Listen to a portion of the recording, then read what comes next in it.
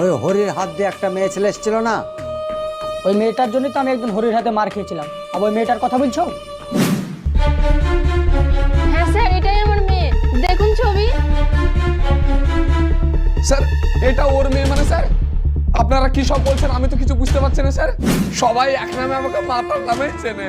Sir এই মহিলাটা বেশা দইব না আর মদ গেট হবে দেখতো।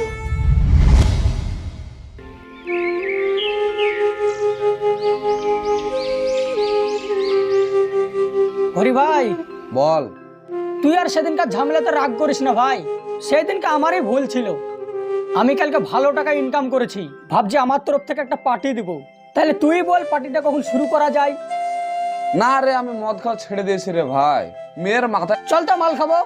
কটা বাজছে গো? 1টা বাজছে। থাক রে, মেয়েটাকে নিয়ে আসি গে, কলেজ ছুটির সময় হয়ে গেছে।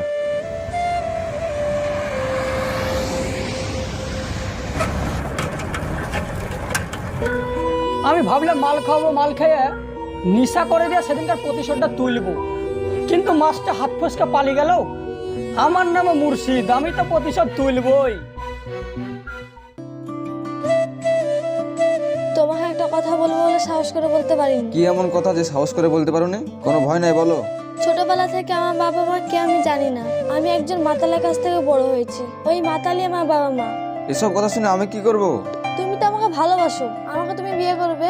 তোমার তো জানার খুব দরকার। দেখো রিতা, তোমাকে আমি একটা কথা বলি। আমি অতীত বিশ্বাস করি না, আমি বর্তমানকে বিশ্বাস করি। বর্তমানে তোমার ব্যবহার দেখে কিন্তু আমি তোমাকে ভালোবেসেছি। তুমি যখন আমাকে বিয়ে করবে, তোমার বাড়িতে কেউ